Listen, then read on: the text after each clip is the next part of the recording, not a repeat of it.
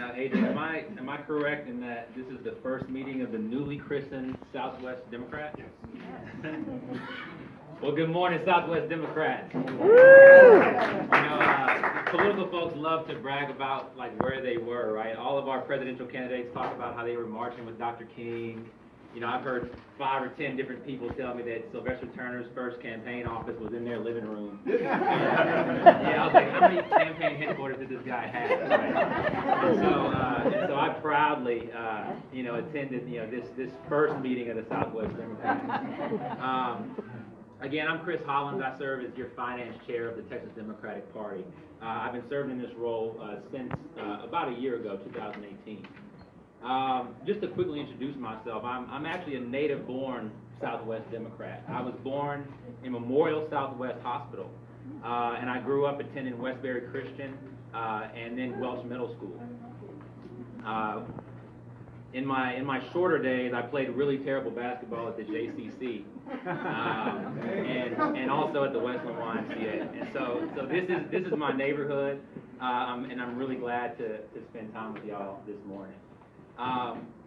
Another quick few tidbits. After graduating high school, I went on to Morehouse College, alma mater of Dr. Martin Luther King Jr., and then propelled from there to Yale Law School, and then got my master's in business from Harvard Business School. Along the way, I made a pit stop in the Obama White House, serving in the Office of Personnel in 2009, and served at a business consulting firm before hanging out my own shingle as an attorney here in Houston. And as I mentioned, I've been serving as your finance chair since 2018, and I was very proud, and I'll get into these facts in a moment, to be a part of the blue wave that is sweeping and will continue to sweep through Texas.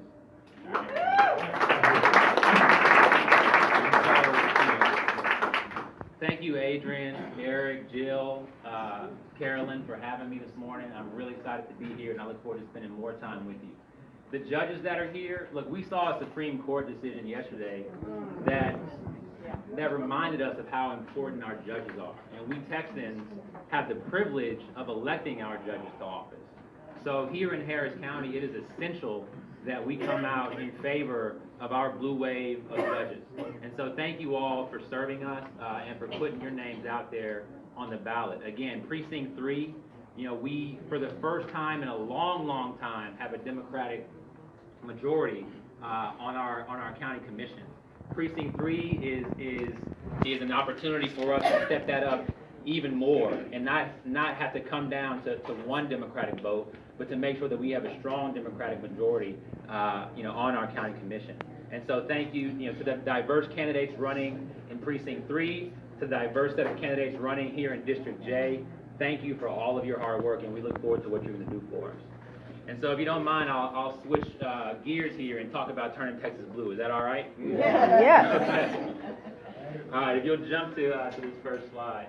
And I'm sorry if you didn't bring your reading glasses, and I'll try to read you through a little bit of what's on this page here. So we have State A and State B.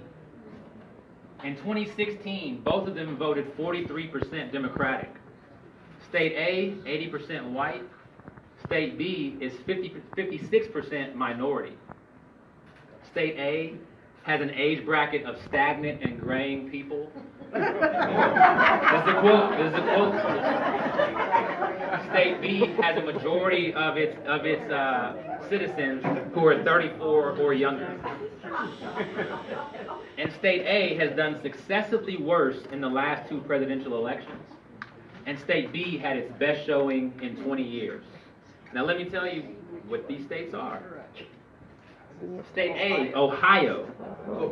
State B, Texas. And as you may know if you've paid attention to the news for the last however many cycles, Ohio is viewed as this important battleground, bellwether state. It's so important for us to put democratic resources into this state for the fate of the country. And very little has come into our state, Texas. And we've changed that in 2018, and we're going to continue to prove that. But a quote, again, not my words. Maybe you still think Ohio is more winnable than Texas, but would you bet your party's future on it? I wouldn't. And so Texas, Democrats, this is our moment. So really quickly, just, some people don't know the answer to this question. What is the Texas Democratic Party? What do we do? Our work at the Texas Democratic Party is the foundation for all progressive elections in the state of Texas. We protect and expand the vote by registering and engaging voters. We ignite campaigns from the ground up with recruitment, with training, with delivery of resources to campaigns. And at the end of the day, our primary goal is to elect more Democrats across the state of Texas. And so, again, I know I'm talking to folks who are highly engaged in the process, but I'll give you a couple of facts here. In 2018, we cut the margin to 2.5 points statewide, the closest we've been in over 2 decades. We turned out 160,000 more votes for Beto in Texas than we did for Hillary just 2 years before. And we increased turnout 180% from the midterm election in 2014. These are phenomenal results that are changing the way that we view politics in Texas. And we increased our percentage in 200 plus of the 254 counties across Texas. And so a lot of people say, look, Beto was great, and the Beto effect is what swept over Texas. But that's not true. Mike Collier, our lieutenant governor candidate, outperformed Beto in hundreds of counties across Texas. He came within less than 5 points. Justin Nelson came even closer. Kim Olson in the Agriculture Commission came within 5 points. And our statewide judge slate, which some, Judge Kirkland, thank you for being a part of that effort, again, came closer than we had ever come in the last 2 decades. And so this isn't just about Beto, this is about Texas changing. This is about us engaging new people and the state itself becoming more progressive. And so 2020 is our time. I want to share with you a little bit about our goals for 2020. Now, the DCCC, who for years and years we've been begging to invest in the state of Texas, they finally in 2018 said, we'll focus on 2 congressional races. And over the course of that election, they said, all right, we'll do 3. We won 2 of those 3, and the other one we lost by just over 1,000 votes. Going into 2020, having seen what we did in 2018, the DCCC said Texas is going to be ground zero for our congressional efforts nationwide. And so now, in addition to holding on to Lizzie Fletcher's seat here in Houston, in addition to holding on to Colin Allred's seat in the Dallas area, the DCCC is targeting 6 races here in Texas, which is the largest by far of any state in the country. And the DCCC has set up a headquarters in Austin, which outside of DC is the only headquarters it has set up across the country. Our state house, the #1 goal for the Texas Democratic Party is to flip the Texas State House in 2020. Now, why is that our #1 goal? Redistricting. Redistricting. In the 2021 session, our legislators are going to draw the lines, not only for themselves, but also for our congressional districts. And if Republicans have that power, and they wield it without a check from the Democrats, you better believe that they're going to draw Lizzie Fletcher out of her district, or draw it in such a way that it's going to make it much harder for her to hold on in 2022 and beyond. And so how are we looking in the State House? Well, in 2018, we flipped 12 seats, something that nobody saw coming. And now we just need 9 more in order for us to have a Democratic majority and elect a Democratic speaker in the Texas House of Representatives. Woo! Now you might ask, is 9 more doable? Can we do that? Well, in 2018, without a focused effort from national sources, without a focused effort from strategic partners across the state, 8 additional seats in addition to our flips finished within 5 points. One here on the west side of Houston, we lost by just 40 votes. And so we are very well within striking distance. And another an additional 17 beyond that 8 finished within 10 points with minimal investment. And so going into 2020, not only are we going to focus on holding the 12 that we flipped in 2018, but we're also going to invest in those 25 and more districts with the intent of flipping at least 9, and for the first time, in this millennium, having a Democratic House of Representatives in the state of Texas. Y'all might have heard there's a Senate race happening too. We're very proud to have a couple of Houstonians in that race, and we're very proud to have a spirited primary that's going to bring out the best of Democrats in Texas. But let's talk about John Cornyn for a second. Now, we remember this guy named Ted Cruz, right? The most hated politician in America. Well, some might struggle to believe that there are less Texans who like John Cornyn than there are who like Ted Cruz. 2/3 of Texans either don't know or don't like John Cornyn. And so for those who don't know him, the Texas Democratic Party is going to introduce him. We've set up what we call the John Cornyn War Room, where on a daily basis, we're showing Texas that he's not for us. We're showing Texas that in terms of security, in terms of humane treatment for our citizens, in terms of health care, John Cornyn is doing things to serve millionaires and billionaires and not the people of this state. And so we're telling Texans that, and while we will be neutral going towards March or May of 2020, from there on, we're going to get fully behind a Senate candidate, and we're going to knock John Cornyn out of there.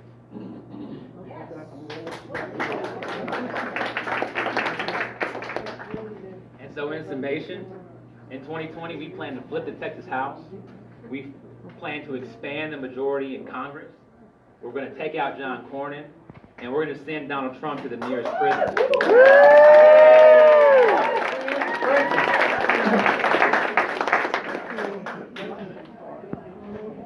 And I'll give a little bit about numbers before I wrap up here, just to share with you. And again, sorry for the small print, and I didn't bring any spare binoculars for you, but I'll talk to you about what's on this page.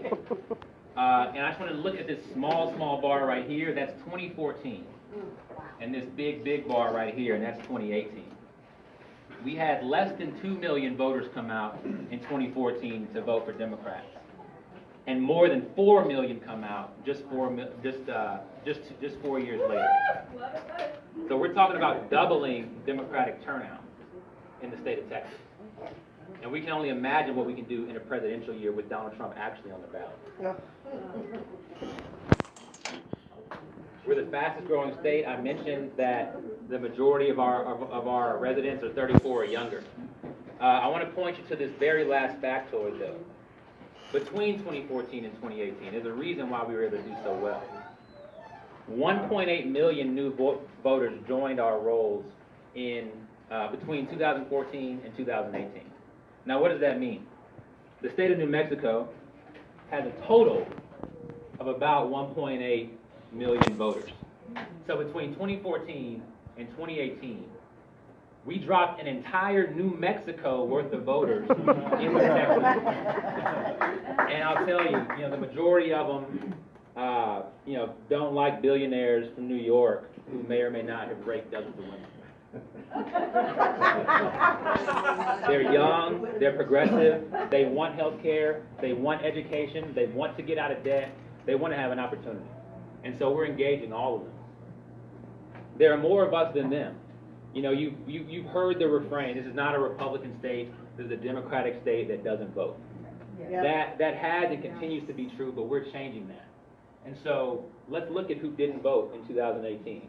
1.6 million Hispanics and Latinos who were registered did not vote. Over 500,000 black folks who were registered did not vote, and over 250,000 from the AAPI community.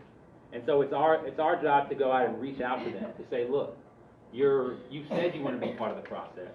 For some reason, we have not inspired you, or you didn't think it was important enough to go out and make your voice heard, and you've seen the results of that. And so let's help you change your mind. Let's get you to your nearest polling station. Let's make it easier to vote like we're doing in Harris County under our new clerk, Diane Troutman. And let's make your voice heard. And so how do we win? Again, we engage and turn out the base. We register and mobilize new registered voters. And at the end of the day, we build a coalition across this state of people who want to see a better tomorrow to put Democrats in office. So I'll pause before I pause, in the last 2 weeks of June, 14 days, Greg Abbott and his friends raised $18 million to fight Democrats. $18 million from millionaires, billionaires, and corporations. They have millionaires, billionaires, and corporations.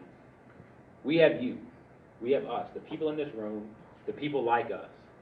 And I know, well, I don't think there's anybody who can strike $1 million check in this room. I might be mistaken. But we need support in the way that you can support. We know that you're knocking on doors. We know that you're phone banking. We know that you're campaigning your hearts out. But we need monetary support as well.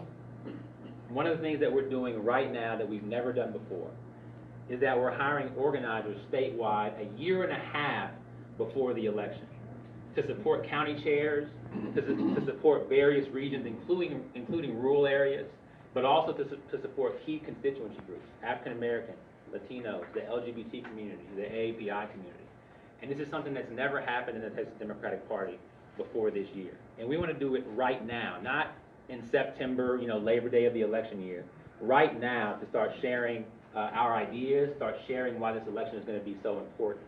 But we need dollars to do that. And so as your finance chair, I would be remiss if I didn't ask you to become a sustaining member for the Texas Democratic Party. What does that mean? It just means that you give on a continuous recurring basis. It can be $1, it can be $5, it can be $10, it can be $500.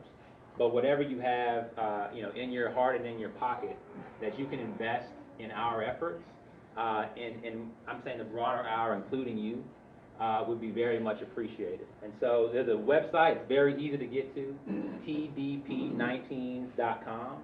And I'd ask that before you leave this room, that you go to that website and become a sustaining member. Whether it's, again, $5 or $10 a month, that's deeply appreciated, and that'll get us to these organizers, to a better set of data, better training resources, better mail and voter registration efforts, dollar by dollar. And so with that, I will pause, and I'll take any questions from the room. What is the API stand for? Sorry, that's Asian and Pacific Islanders. Oh, okay.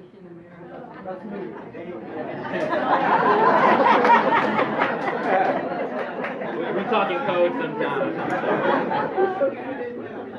that 2.1 million was registered minority voters, you were saying? New voters? Yes, so those were registered voters in those minority communities who did not vote in 2018. That was the So that's a prime opportunity for us to go out and engage them and bring them to the polls. Chris, you had put up that you registered 1.8 million voters. Do you know what percentage of those 1.8 actually voted? So, to make sure I'm being factual, TDP did not register 1.8 million voters. 1.8 million voters total were registered across this great state. And what percentage of them actually voted? About 40%. I had a question right here. Yes. Yes, new registered voters in the state of Texas. Yes, sir. Well, that wasn't a question. I was saying I was also part of the AAPI. Absolutely. Yes, sir. Yeah, actually, this is more than a question, but more of a statement. Like what we're doing right now for our campaign too, we're really targeting apartment complex. And that is the biggest challenge that we have. And actually, at noon today, we will be registering voters, and we're doing barbecue. We've been doing that every week. So I think if I can encourage everybody who's doing block walking, and then you have contacts with the apartment complex, do barbecue, because we've registered a lot of people. Because we've created, first time the Filipino community has created a PAC, the Filipino American Caucus, to register voters, because we really need to get things done. So No, absolutely. 2019 is essential. We have, here in Houston, of course, a lot of Democrat on Democrat races for city council. But 2019 is extremely important because we're registering new voters who are going to keep on the roll for 2020. And so thank you for your work. Yes, sir, Judge. Chris, the total turnout in 2016 compared to 2018 was what? 2016 to 2018? We had a slight bump from 2016 to 2018, a couple 100,000 voters. But the better comparison is from 4 years before, from either midterm to midterm or presidential to presidential. Okay. And we more than doubled from our last midterm. Thank you. Yes, ma'am. Is it no to go into perhaps the churches and set up people to register to vote? So registering people to vote is a nonpartisan activity. And so churches themselves can register people to vote. Now, in your place of worship, you do want to make sure that you talk to the pastor, get approval. There's a thing called Certainly. trespassing. But there are plenty of nonprofit 501c3 organizations, including churches and other places of worship that register voters. And by the way, Adrian, flag me. One more question. I just want to verify, yes, because my in-laws do it, and they do it practically every week. They have it scheduled, they're at Wheeler Avenue, and almost every week, they have someone after every service to register voters. Yes, sir. You, and then I had one over here. Yes, sir. Thanks for coming back to Southwest Houston. I'm the precinct chair for the neighborhood that includes the JCC and across the street from Westbury Christian, so welcome back. Well, I live just over in 3rd Ward. It wasn't too much of a hike. Close enough. Help me understand, it was great that you said what TDP is doing in terms of hiring support throughout the state, sending supporters into counties to help organize. I've never really understood what TDP does in terms of providing support from the state down to the local level. And mentioning that was one good example. What's changed, in the last 4 years or so that would show what TDP is doing more on the grassroots, down Right. down Well, I mean, you hear a lot of people say, I don't belong to any organized party. I'm a Democrat, Yeah. right? And it's funny when you hear it, but for me, after hearing it the second and third time, it's infuriating. And it's something that needs to be changed and that we are changing. And so Democrats, not only the state party, the Harris County party, I'm looking at Rufy here, have made a concerted effort to bring together and be better organized to support on the ground in so many ways. A couple of ways that we support candidates directly is through training. Any candidate can come to the state party and receive training for them and their staff across every layer of how to campaign. We do mail and voter registration in very specific districts. We come out and organize door knocks directly with the county, directly with target races and constituencies and target areas throughout the campaign. And so there are a number of things. There's a much longer answer to that question. But from the ground up in every facet of a campaign, TDP is very active. And thanks for providing the link for us to make donations, which will happen. Absolutely. And I'll give you my card and we can have a much longer conversation. I'm going to take this last one over here, Ken, but I'm happy to talk to you after. Is that okay? Okay, I just wanted to respond to Oh, go what you for it. said there. When we ran the 10 Court of Appeals races for all across the 10 counties, Harris County, the Harris County project did Harris County, but we could not have accomplished what we accomplished to flip the court without the Texas Democratic Party. Because not only did we put in our money, we went into their program and with their organizers in those other counties, and we increased every one of those counties 5%, except for Fort Bend, which was increased 7%. So it's really important to take those courts that are outside of Harris County in order for us to get all of the justices in the first and 14th courts of appeal. And last one right here.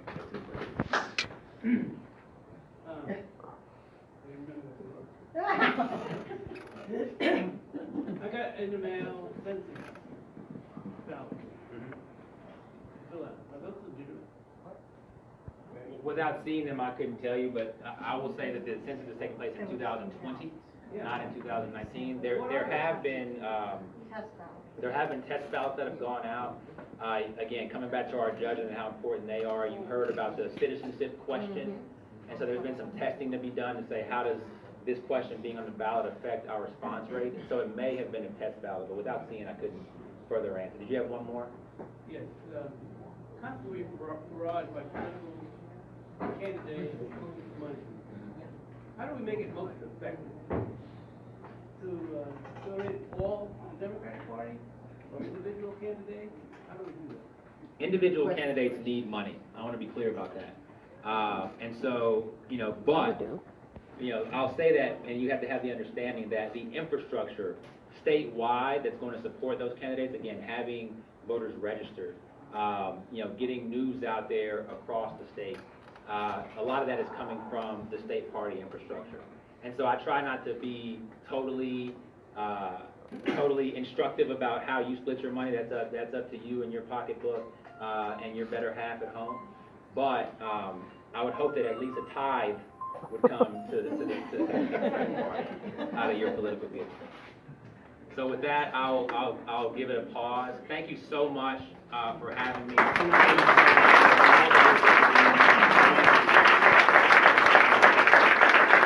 know there are a few more questions. If you raise your hand, I'll just come and hand you my business cards, and I am happy to talk at length about any of these issues. So thank you again for having me. Thank you, Adrian. Thank you very much, Mr. Vice Chair. And since he brought up money, I'll stay on the money pitch for a moment.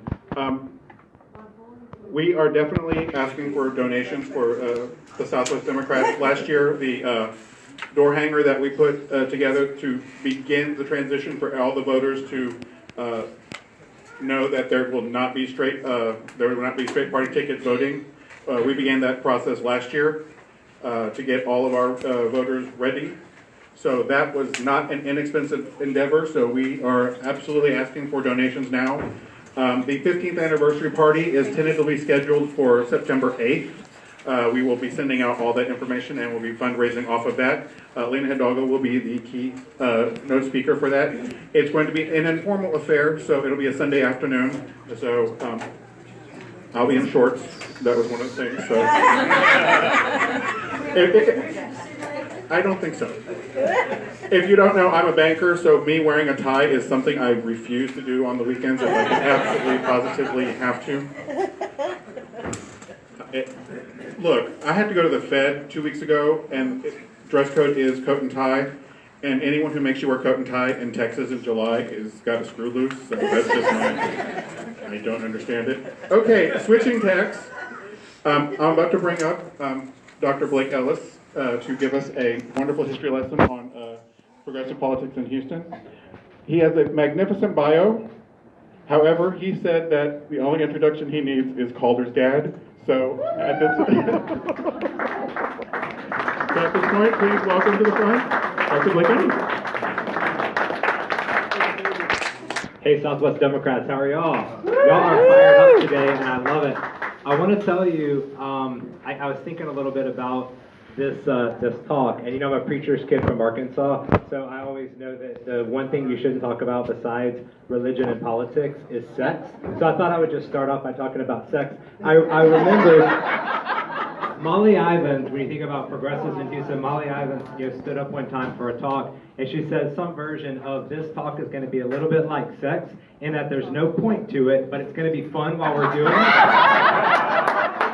However, when the time runs up, we're done. So I'm not going to go too far over, and we have a lot of things to talk about. But this is going to be one of those days, so just get on the bandwagon. We're here. I had a little moment when I drove into the parking lot.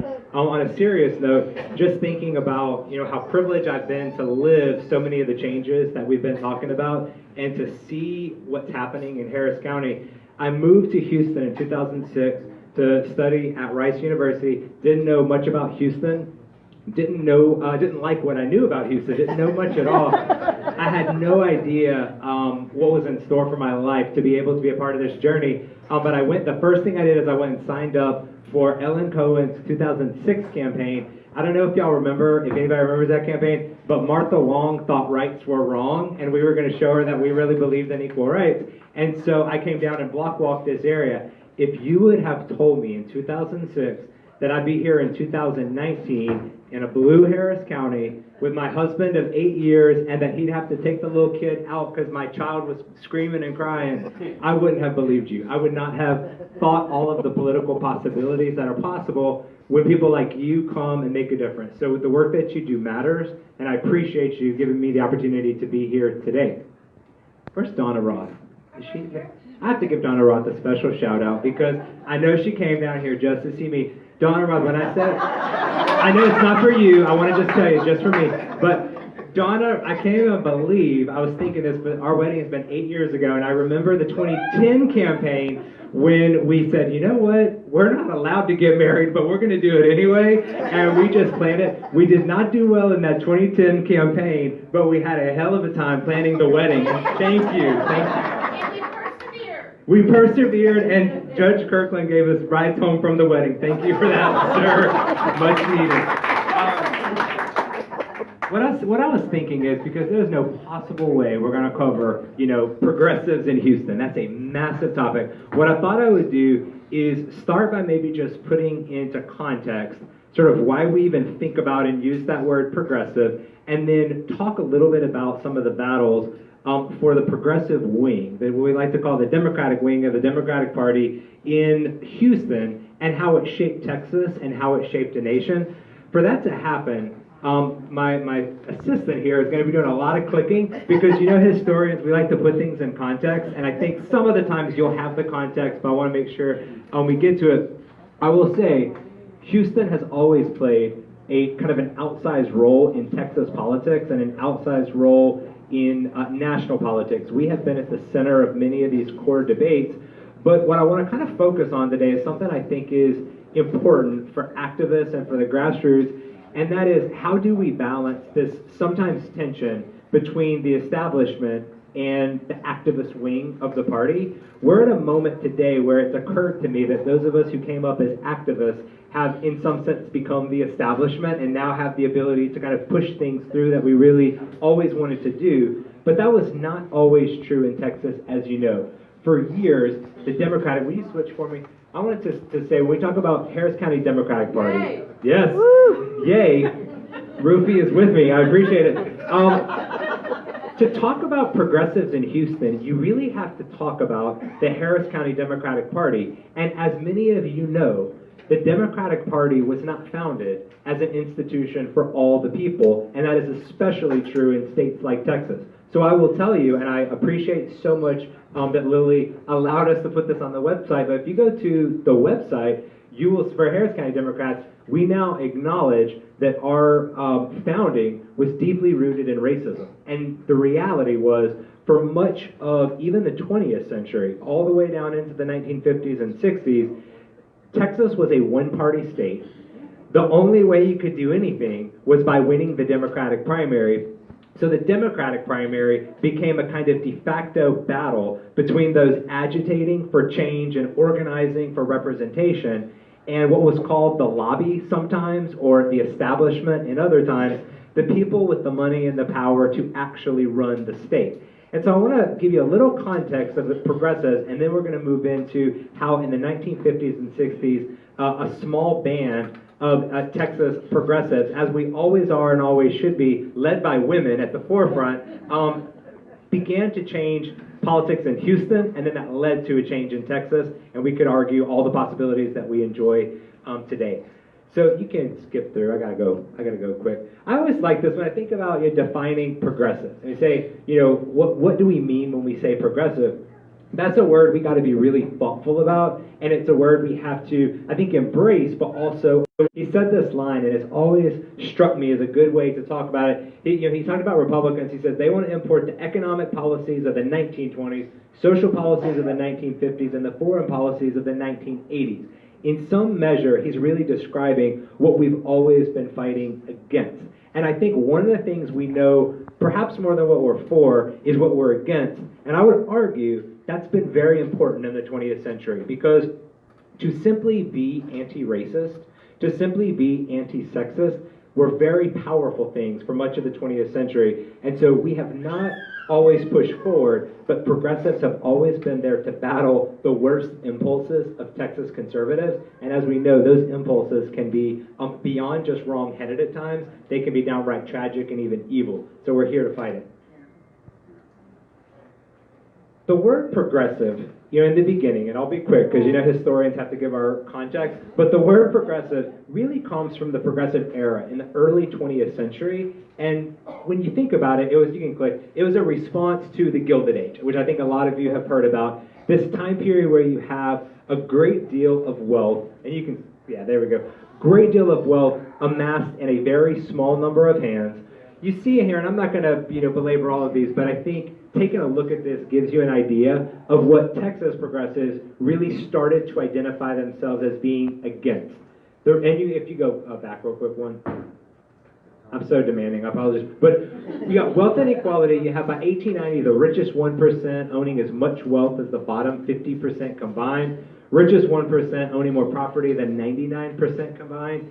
And when you see the number of African Americans, and this number is directly from Texas, about 3% of African Americans actually being able to vote. Of course, that being true, even though on paper through the 15th Amendment, African Americans had been given the right to vote, but through this series of kind of local control of the voting procedure, African Americans not being able to actually vote. Of course, women couldn't yet vote at this time in large scale. And then even after 1920, black women still not being able to vote in Texas all the way through the 1960s. You can skip a couple of slides for me. You can go to the next one.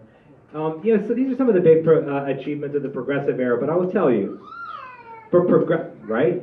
Glad I got, Carter had to leave. He was causing some trouble earlier, as you saw. It was happy trouble, but it was trouble.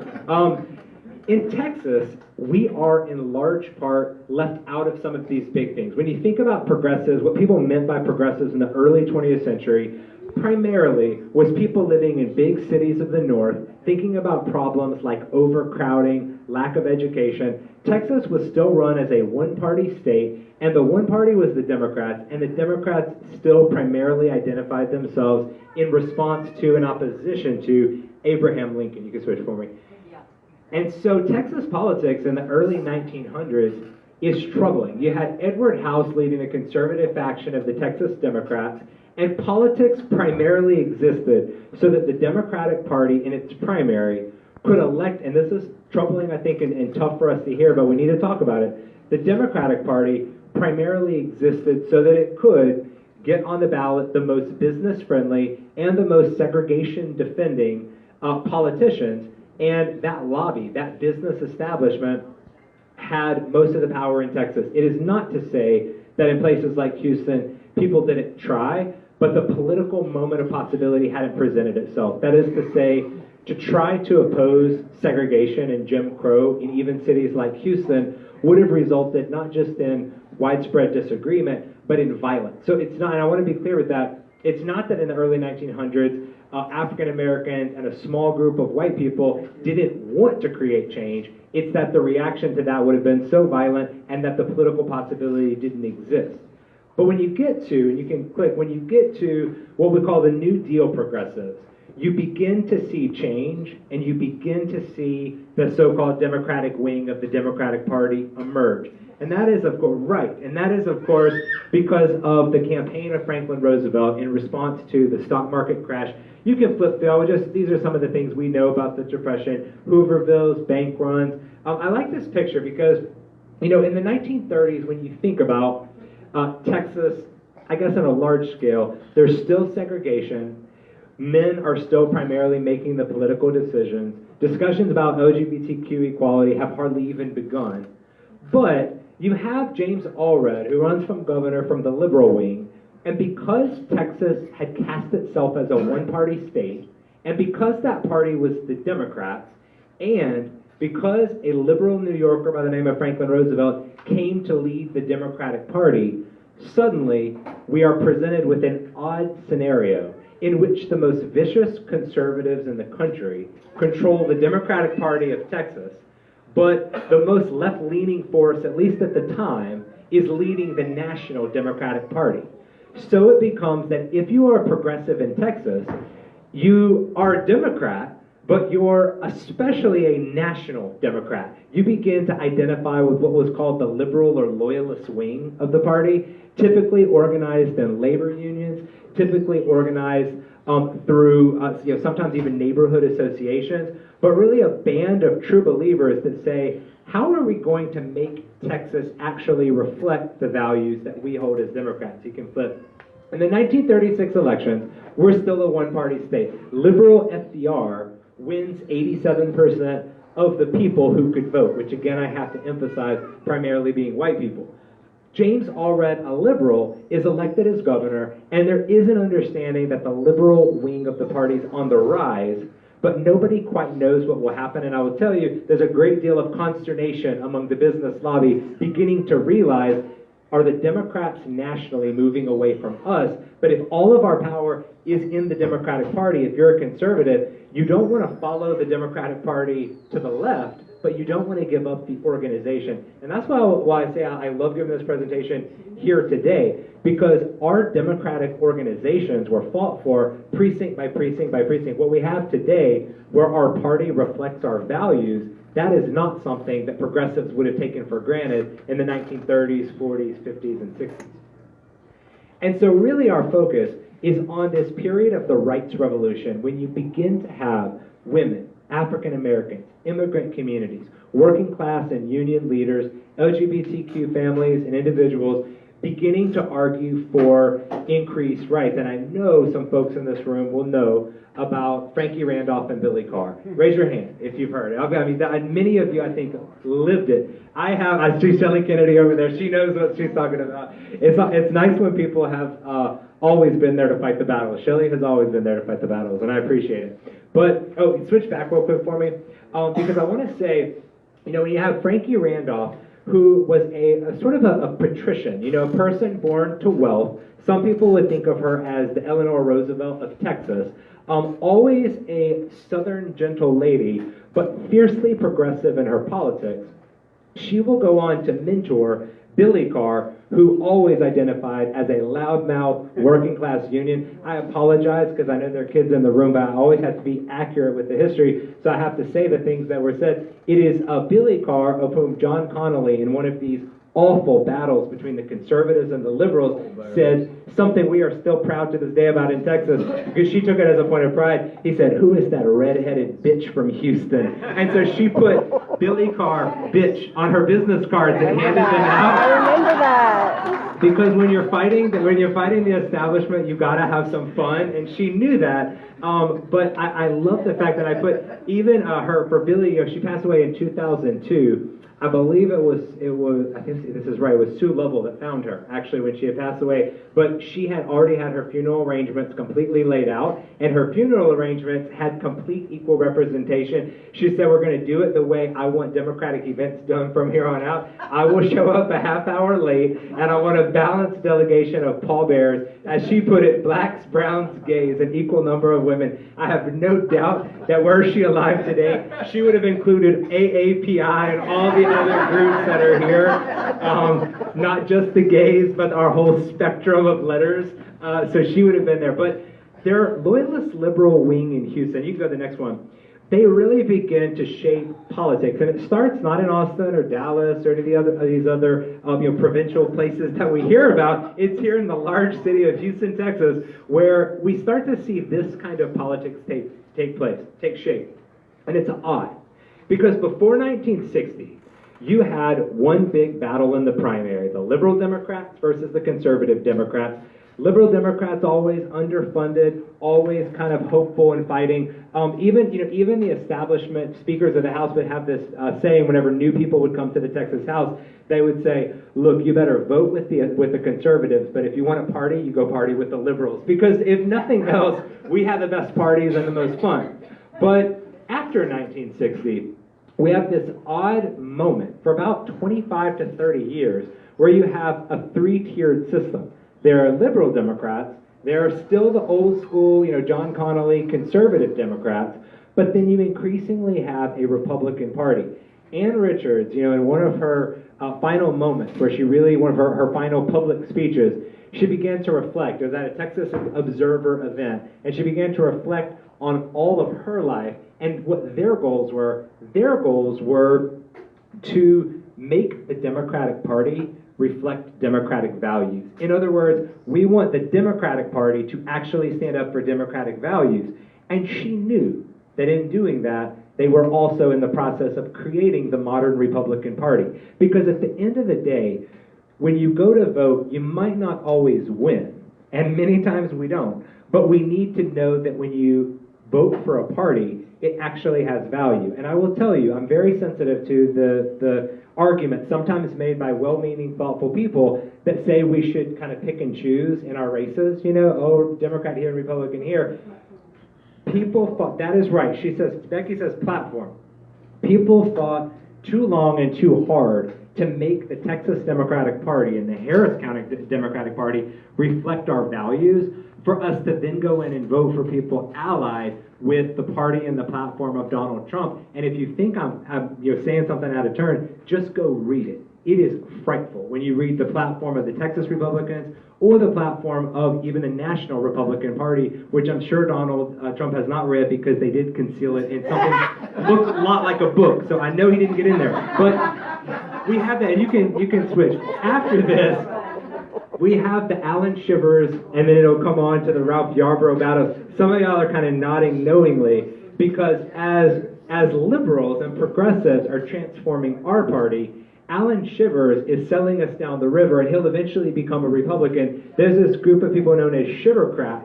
They stick with Dwight Eisenhower in 1952. They don't endorse liberal Adlai Stevenson, who was the Democratic nominee in 1952 and 56. And so the battle in the 50s was not only over those big questions like Brown versus Board of Education and others. The battle is about, will the Democratic Party even support the Democratic nominee for president? You can click for me. What's that? Oh, go then. You can go to the next one more. And so then Ralph Yarborough will become, in many respects, a champion of Texas liberals. You know, y'all have heard of Ralph Yarborough. I think even today, if you could get your name on a ballot with Yarborough on there, there'll be some measure of Texas Democrats that will see it and just say, oh, this must be somebody, associated with Ralph Yarborough. But Ralph Yarborough will become a champion. And I think it's underestimated and underrated how significant Harris County was to all of his efforts. Because when you look at the vote totals, because of the fact that the population in Harris County is booming and has been booming during those years, we're becoming a major American city. The precincts in Houston make it possible for Ralph Yarborough to become competitive in these races. Click to the next one and you'll see that in his first race in 52, when they first have this battle, Yarborough does not come close. He'll eventually become a U.S. Senator, which gives you a bit of an idea. You can go to the next one. See, in 1952, Republicans break through in Texas. And this will become kind of a big, big deal. You see that the rest of the so-called Solid South is still staying with Democrats, but they're moving away quickly. Eisenhower begins to win. Eisenhower does win Texas, and Republicans begin to win the state. Liberal Adlai Stevenson only gets 44% of the vote. This is when the progressive wing of the party begins to understand that two things were suddenly possible. One, that they might actually be able to battle for and win the heart and soul of their own party, but that in the process, Republicans may be able to gain a foothold because a majority of Texans are still identifying as conservative. The loyalists, I wanted to mention the founding of Democrats of Texas and Harris County Democrats, because some of y'all remember this. I can even remember. We used to even have Harris County Democrat meetings back in I can remember 2007, 8, 9, some of these battles. Frankie Randolph and Billy Carr formed Harris County Democrats to actually represent the values of the Democratic Party, because they understood that at that time, it's not true now, but at that time, Harris County Democratic Party, if they had their way, would have always put on the slate the most conservative Democrats possible. So they form Harris County Democrats, and they do their own endorsement meetings. They mail, and send lots and lots of mail. But what I would say is the three things I kind of take from this, Harris County Democrats being part of Democrats of Texas, is that number one, the loyalists and the liberals, the progressive wing, they say we have to be active on our own. We can't necessarily leave it up to the party structure to take care of us. But number two, they organize. Neil's like, Blake, I've been saying this on Facebook for a while. I agree. But we also have to be organizers of our precincts. What happens at the local level is actually how you have conversations, is actually how you win over people that sometimes don't agree with you. But more to the point, you find people who agree with you, but that just haven't been active. And then finally, what I like to call politics as sports, because the liberal wing of the party has fun. they drink sometimes, you know, they curse sometimes, and when they go to a larger Texas Democratic Party event, their view on it is that we might win, and we hope we will, but if we don't, we are just going to bring the house down. You know, we are going to leave there, and they're going to know that we will hear. And of course, as I'll mention in a moment, but I'll say now, in 1960, Frankie Randolph gets herself kicked off of the Democratic Party Executive Committee of Texas because she refuses to endorse Lyndon Johnson. She supported Kennedy when he runs in 1960, kind of representing the liberal or loyalist wing. Texas Observer is another big thing that is, I underestimated the contribution that Houstonians have made. Frankie Randolph, Billy Carr are both central to this, but really it's Frankie Randolph with her access to funds that gets this going. I'm a big believer, and Texas Democrats have always been big believers, that we can't just vote, although we have to. We can't just run campaigns. We have to be thinkers. We ought to be intellectuals. We ought to be reading. We ought to, when we read something that comes from the media, we ought to say, what is the real story? We need good journalists. We need people to follow standards of ethics and integrity, and we really need to understand the big picture so that we can place our activism in a larger context. And that is what the Texas Observer does, because generations of Texas Democrats begin to say, we don't need the kind of national or state party to tell us kind of what Democrats think. We can understand the issues. Things like water quality, things like regulation of what corporations are doing, things like de facto segregation after schools are, quote, integrated. They are covered in the Texas Observer. Women's rights, LGBTQ rights, burgeoning activism among immigrant communities. These are all covered in the Texas Observer, and we then have an outlet outside of the party establishment to understand our place in Texas. And the 1954 governor's race is where it gets very interesting, because Ralph Yarborough and the liberal wing will offer a real challenge to Governor Allen Shivers. And so you think about this. The sitting Democratic governor ran in 1952 and won, as he's endorsing and supporting the Republican nominee for president. Ralph Yarborough, Frankie Randolph, Billy Carr, and others, they say, hell no, we are not going to put up with this. If you were the governor of Texas, supposedly leading the Democrats, you ought to be reflecting our values, and they run against them. I know some of you know when you see 1954 and a governor's race happening in that year, what huge American event happened that year that you also think may be connected to this race? Any court rulings? Brown versus Board of Education. And the conservative wing will make hay of this. Of course, Thurgood Marshall, in a unanimous decision, he argues the case, and then in a unanimous decision, the Warren Court says that they must, with all deliberate speed, integrate schools. And so this is a moment where, and I give the loyalist liberal wing credit for this is when the progressive base really rises, because it has to be a discussion, are we willing to win against Shivers if we only talk about, say, union activism and middle-class families? And there was a chance of that. For example, Yarborough probably could have won in 54 if he just stuck to talking about working families, if he just stuck to talking about union issues, but if it was implied and implicit that that wasn't meaning rights for women and immigrants and African Americans and LGBTQ and others. But Ralph Yarborough is a liberal's liberal. He does defend the Civil Rights Act, begins to advocate for the Civil Rights Act, defends the Brown versus Board of Education ruling, and to the extent that African Americans can vote at that time in Texas, they do vote overwhelmingly for Ralph Yarborough, and you can switch. Here are the results. In round one, remember that this is the primary. In round one, and by the way, I put these two together because I think it's useful. Shivers doesn't get 50% of the total vote. This is when you break down just the vote for those two people. So Shivers has to go to a second round, but he is close in the first round. If it were just the two-person race in the first round, this gives you a little bit of an idea of what it would have been. Then when it goes to round two, Shivers is able to win. This is a moment, you can switch to the next one. This is, one more for me. This is a moment where liberals begin to say we have a shot, we can actually win, and Houston is a place where people push for this. Ralph Yarborough runs in 1956 for governor. Shivers announces he won't run again, and it seems for a moment that actually Ralph Yarborough liberal Democrat may win, and the party establishment is apoplectic. They have a moment where they simply say, we have got to do something. And in one of the most ironic moments of Texas politics, they get the senator, very popular, Price Daniel, conservative, to come and run for governor just to stop Yarborough from being governor, and he does win, but look how close that is. They come and say, this guy is so popular, this conservative, figure, we'll get him to run. But this figure, although he lost, represented the fact that average Texans were beginning to think differently about these issues, that there was a real opportunity for change. And then one of the most bizarre things ever, that leaves open the 1957 U.S. Senate seat that Price Daniel had just vacated. When you don't win over and over again, you got to be smart about these things. And Ralph Yarborough says, well, I'm going to hop in this. I just have my whole campaign, and liberals pressure him, Billy Carr, Frank Randolph, they say, you've got to get in this. And he goes, and with 38% of the vote, the closest opponent having 29, he wins. You'll note he didn't have to go to a runoff.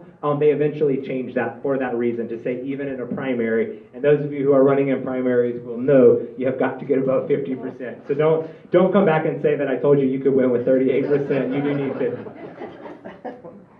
And so Ralph Yarborough is the people's senator. I want to switch to the next one because I think this next slide gives you an idea of where things are headed. By 1960, Shivers and the conservatives begin endorsing the Republican ticket, and many of those old conservative Democrats, they'll eventually move over to the Republican Party.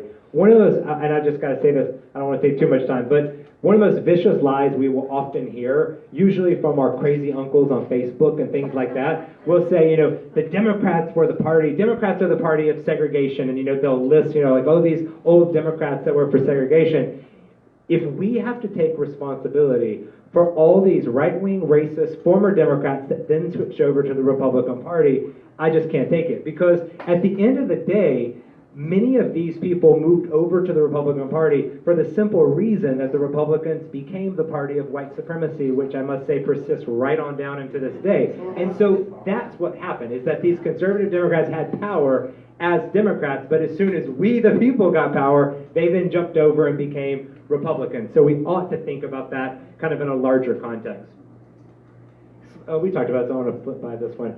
I wanted to, and hopefully I'll close the next 5 minutes, but wanted to mention how the sit-in movement affects what's happening in Houston, Texas, because for African American communities, the battle is not only is it not over, it had barely even started. You know the story, I won't belabor it, but in 1954 you get Brown versus Board of Education, but it says with all deliberate speed. I'm here to tell you, my husband's not in the room, if I tell him to do something with all deliberate speed that is so vague, he might come to me on my deathbed like, here's that thing you asked for, like I got it. So, totally see how I looked around? Are you videoing me? Cut that. Edit. Block him from the page. But what I wanted to say is how much I love my husband, Sean. I just can't use kind words if I could. But the sit-in movement in 1960 is when the activist wing of the Civil Rights Party gets tired of waiting and says, we have to move from just the judicial and legislative and legal strategy to an activist strategy, which is a huge part of what changes things. And if you'll flip, we think about civil rights, in other places, we normally think of this, or we think of the backlash to it. But a lot of people know that in Houston you have this kind of two-front strategy, and it gives us a window into what our goals ought to be, because as my friend Neil reminds us many times, we are all in this together. For the most part, today, if you're someone that maybe grew up to have that label of the establishment, for the most part, in Harris County, you're a good, decent, thoughtful, progressive person trying to stop what the Republicans are doing. But that is also true for our activist wing. And we have to find a way as Democrats to balance this so that we're able to move forward. In Houston, to get civil rights and at least to get the integration of public spaces, what you have was a two-front strategy, where an activist, often younger, very energetic wing would put their bodies literally on the line to agitate and to be active, and that was then paired with a strategy of seeming moderation to go and say, essentially, if you don't want to deal with me, then you're going to have to deal with them. And these two things often work. I know this from being on both sides of that equation.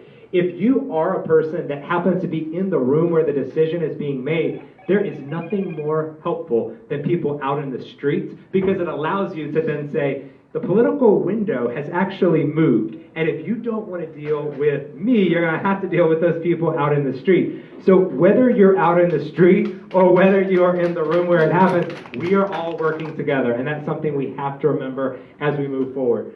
I want to, if you don't mind, can you flip over? I'm going to skip a lot, because this will just make you have to, wait, stop here. Okay. I can't not say this. You know, I wanted to get to the Sharpstown scandal, but I can't do that. We don't have time. I wanted to get to Sissy Farenthold. Oh, we don't have time. But I do want to mention this, because the battle for single-member districts was, Houston was instrumental in that battle, but it was transformational for what happened in Harris County. When you had Supreme Court, by the way, we didn't do this of our own accord, and I do want to mention that. This is one of the things that I find really bizarre about the argument people will sometimes make. You talk about this thing about school busing, people will say, oh, it should be done on the local level. The reason, of course, you have things like busing was because it wasn't being done at the local level. And so we are made to do this. But when you have one person, one vote, single-member districts that actually reflect communities and actually give minority communities a chance to elect a candidate of their choice. Because, of course, what would happen in Texas is if you had 10 candidates all running and the top 4 won the race, the top 4 get to go in, what would happen is white people would vote for white people, white people, white people, white people, and then the 3 bottom performers would be African American or Latino. Communities have to be able to represent themselves through this process. And it, of course, leads to Barbara Jordan, that I'd be remiss if I did not mention. You see the number of African Americans voting in Texas.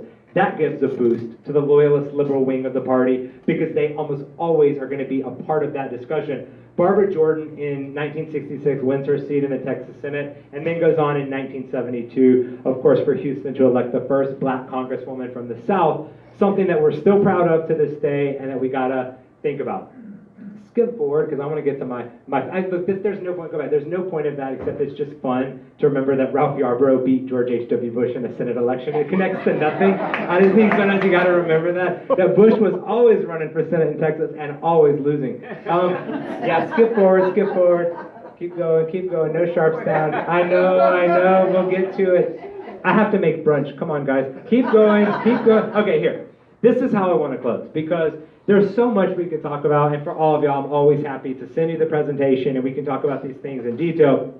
But when I think about even just this brief, kind of 1950s and 60s history of the loyalist liberal wing, the progressives, fighting the establishment in Texas, I think about our future and where we go, and I say this as someone who at various points in his life might have been described as an outside agitator and might have been described as someone on the inside, kind of making decisions where it happens.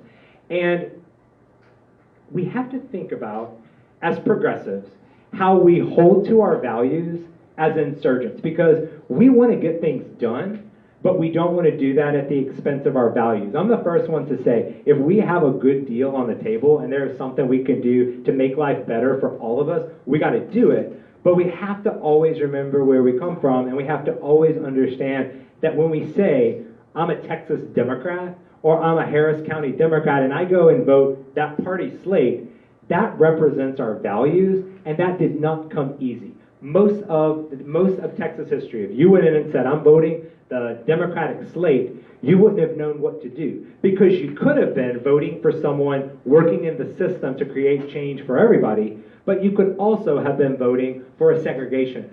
And now, at the least, we know that if you're going to run in the Democratic Party, you have to be a Democrat. And I think that's what Ann Richards was talking about when she said that she almost didn't mind the fact that she had to lose some races. That she won in 1990, was very popular governor, had a high approval, and she still lost in 94 simply because the state was changing so rapidly.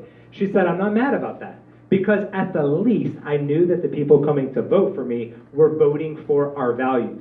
Well, we are now at a moment where our values, those insurgent values, are the majority. When we think about identity issues and we think about coalition building, I would have never believed this if you would have told me. But my marriage and my adoption of my son is a wedge issue that's winning for us. A woman's right to control her own body is a winning issue for us.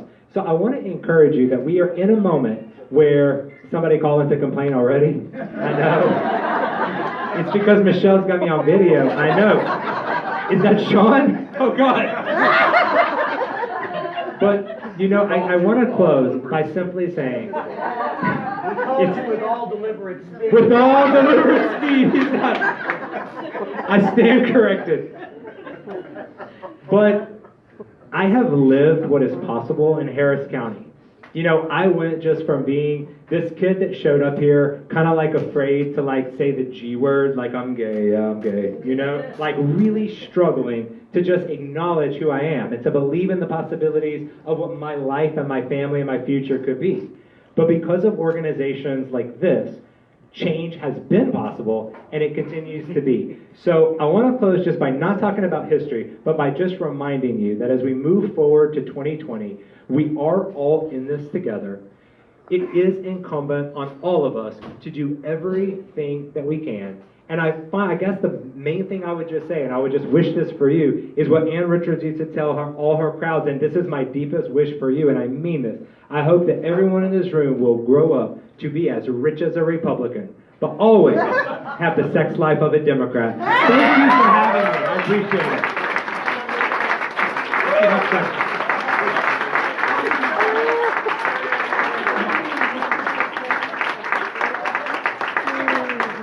Are there questions? On what topic? I know, keep it on topic. Keep it PG-13. And So there was some moment when stop seeing there was this threat of violence. There couldn't be too aggressive, so there was a violent pressure. And then I guess President Roosevelt came along and that empowered them to stand up to him. Here's how I would put it. And first off, you know, the question is about the threat of violence and how people began to say, maybe we can go out on the streets, maybe we can, you know, kind of be visible. Here's what I would put it very broadly, and this is super general.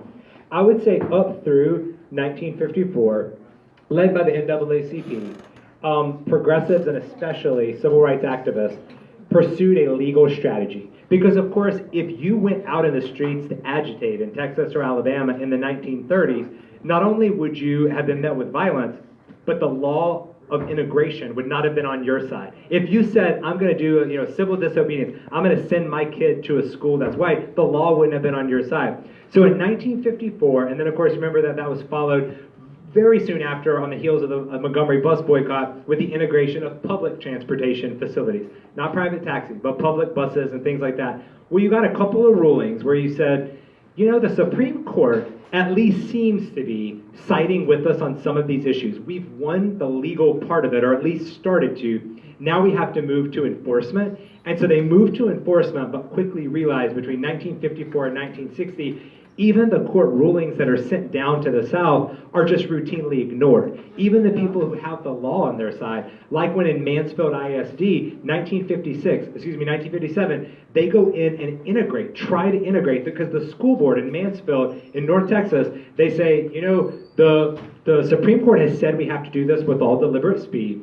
57, after 54, that's all deliberate speed. Let's do it. And what happens is they are met with violence, and they violently stop them from integrating the school. And the governor of Texas, a Democrat, Alan Shivers, gives an announcement saying, you know, that he stands with those protesters. And the school board says, if the governor says it, that's good enough for us. And they continue with the school to just simply be segregated. So by the time you get to the 1960s, it's a combination of some legal victories, but then also an understanding that the time had finally come to get out in the streets. And I will say, Houston was one of those places where the African American community that's beginning to organize and agitate does find some support in white Houston. It's not a lot of support, but there are places, even like in Sharpstown, even a few places in River Oaks and Montrose Heights and others, where you will see coalition building between progressive Democrats who had always been sort of white progressive voting Democrats, and then their newfound African-American allies. That coalition building is central, I think, as we move forward.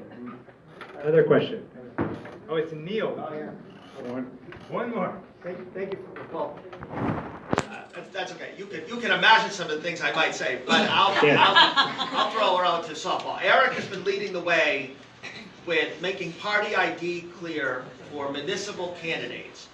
If you agree with this premise, could you talk about the need for party ID for our municipal candidates for any progressive measures to be formed, and how that absence of party ID mutes, whether it be anti-establishment or any progressive municipal politics? I completely agree, and this has been a frustration of mine for years, because first off, in Texas, we vote on so many things. This like nefarious idea that if you don't know every little thing about every little candidate, you're somehow misinformed or uneducated. I will tell you, I have 2 master's degrees and a Ph.D., and there have been times in my life where I've gone in there and said, what is this race on the ballot? Who is this person? And I vote in every single race, and I try really hard to educate myself on everything. Party ID really does matter, and I myself personally do not vote for people in municipal races unless they are active members of the Democratic Party. It would be so helpful for us to see their name listed so that we could know who our allies are. If you're not willing to even call yourself a Democrat, I mean, look, let's be honest. We got some lovely people that call themselves a Democrat, and they're still not progressive enough for me to vote for them. But at least if you call yourself a Democrat, that's something that we ought to be able to embrace and talk about. So that's my personal view. I'm getting brunch with Lily later, so I'll mention that to Lily on your behalf, Neil. Thank you very much. All right, thank y'all so much. I really appreciate it.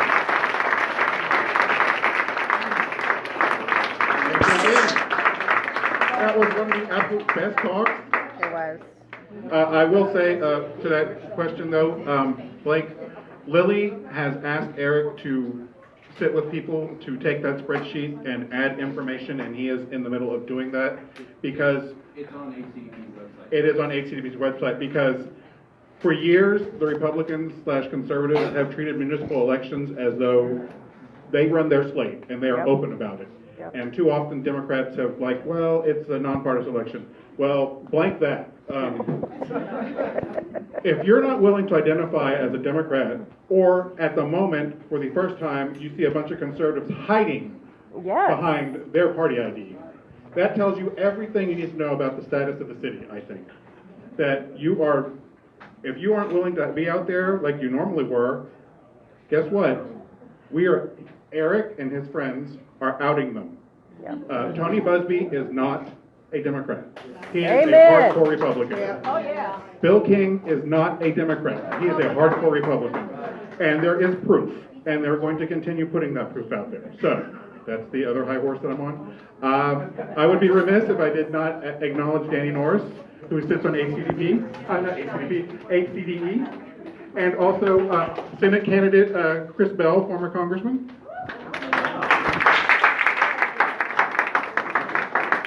I promised Neil I would give him a minute to talk about the continued protest, which is extremely important. So, Neil. Great, thanks. Thank you. I'll be very quick. The John Cornyn Houston office protest is week 129.